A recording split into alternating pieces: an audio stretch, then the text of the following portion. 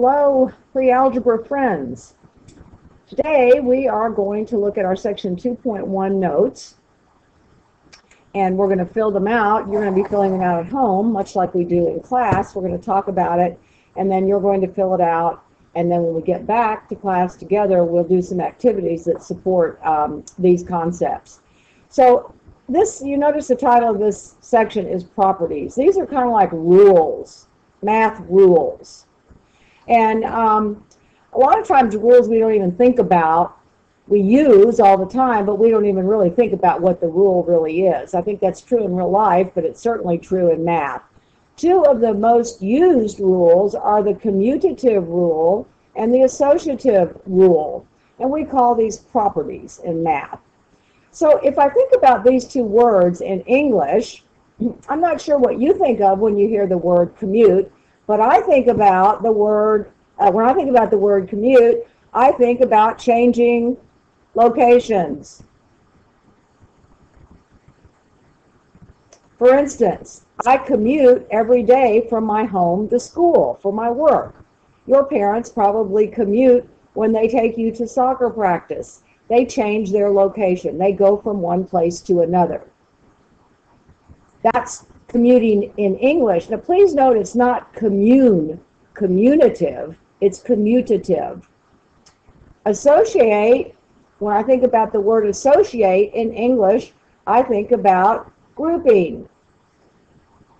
Groups of people, perhaps. If I belong to a teacher association, I group myself together with other teachers for a common purpose. That's an association of people. Well, when we talk about these same two words in math, they kind of have similar meanings. Commute means to change, and instead of location, we're going to change the order. And association, we are going to think about grouping as well. We are going to change our grouping. And I'll give you some examples of what these look like in math in just a couple minutes. So when you look at the commutative property, there's no grouping that changes, but the order changes. When you look at the associative property, the order stays the same, but the grouping is what's changing. Remember, our most common grouping symbol are parentheses. So we're going to look for parentheses when we talk about the associative property. So algebraically, the commutative property is this one. It works for addition and it works for multiplication. It does not work with the other two operations, with subtraction or division. So some examples are this. If we add numbers, we can say 3 plus 4, that's the same thing, that equals 4 plus 3. It doesn't matter which one comes first in the order. And the same thing for multiplication. 3 times 4 is the same thing as 4 times 3.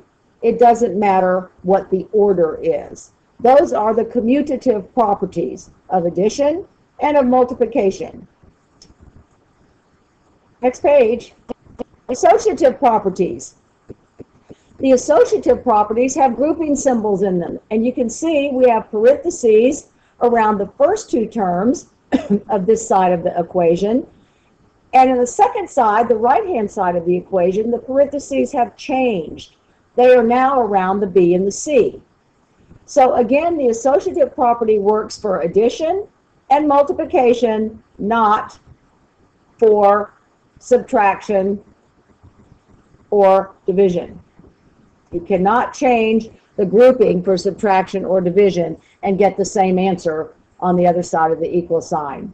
So some examples, numeric examples, might look like this. If I'm trying to add 3 and 4 and 5 together, I have to pick two of these to start with. It's not humanly possible to add all three of these together at the same time. You might be really good, you might be really fast, but you've got to start with adding two of them together. So let's say I'll choose to put my parentheses around the 3 plus 4, add them together, get 7, then add the 5 and get 12. But let's say Mr. Ross says, well, I'm not going to do that. I'm going to actually add the 4 and 5 together first and get 9, and add the 3 to 9, and also I get 12. So it does not matter what grouping you use when you're adding, you will get the same answer on either side of the equal sign. Actually, there's a third grouping. Can you see it? What would be the third grouping we could use? If you have an idea, come to class with that one. So there's a few other properties, a few other rules that we need to talk about, and these are the identity properties of addition and multiplication. And they actually work for subtraction and division too, so we'll kind of tack subtraction and division in there when we're talking about them.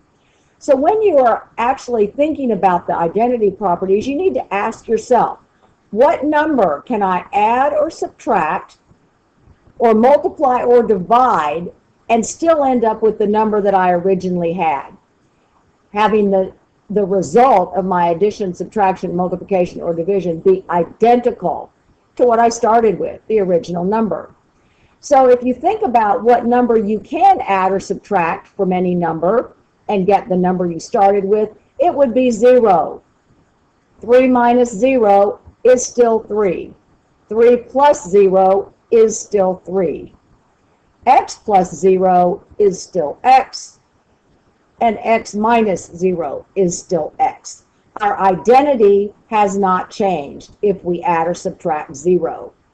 Now, 0 doesn't work for multiplication or division, but there is another number that does to maintain the identity, and that's the number 1.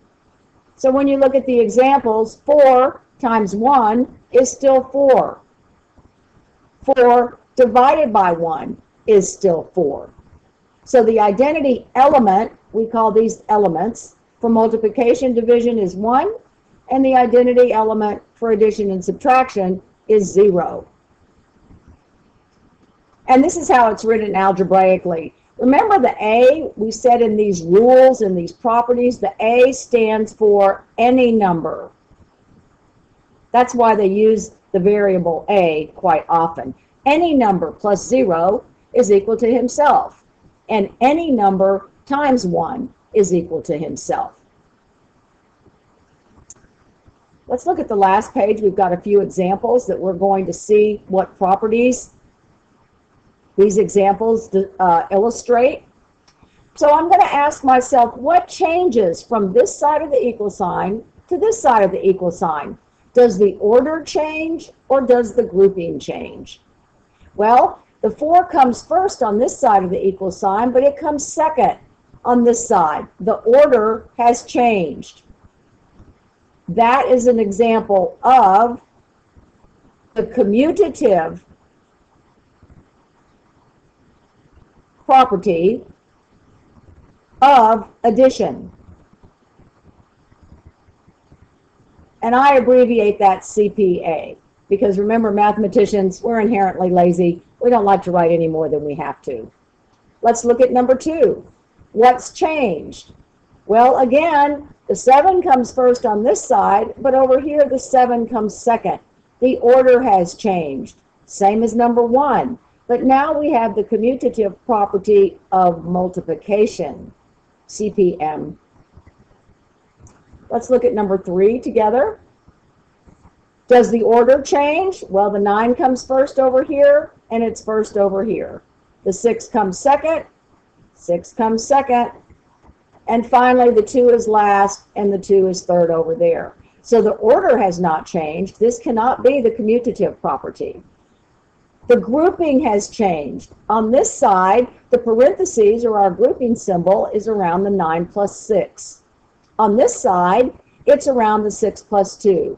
We are associating 2 different sets of numbers together. So this is the associative property, and it's of addition because that's the math operation we're doing.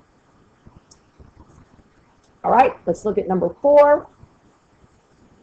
When you see adding or subtracting a 0, you end up with the same identity. So that's the identity property of addition. 9 maintains his identity. Nothing happens to him when you add 0 to him. He stays the same. This is a multiplication one. 10 stays the same when we multiply 1 times him, so it's the identity property of multiplication. We had kind of already talked about this when I jumped down here. We're subtracting 0. 14 stays the same, identity property, and we're going to go ahead and just call it addition. We're going to lump subtraction. So put subtraction with IPA. And similarly, put division with IPM, identity property of multiplication. Put division with IPM. And let's look at our last example. Okay, let's see what's going on here. I've got some big brackets. Okay, our last example, we've got brackets around these. I don't even think we need these brackets. I don't even think they need to be there. We can just look at the problem, kind of ignoring the brackets, and we can ask ourselves, what has changed? Has the order changed? Well, the 4 comes first, 4 comes first. 6 comes first, 6 comes first. 3 comes last, 3 comes last. The order is the same. So it is not the commutative property where we change our order. Is it the associative property? Let's see. Has the grouping changed? Yes. Here we're grouping the 4 and the 6. Here we're grouping the 6 and the 3. So this is the associative property of multiplication. Okay, if you guys need to listen to this another time, it's only been about 12 minutes, so I hope you do that. We'll do some more work on it tomorrow when you come to class. Thanks for listening. Bye-bye.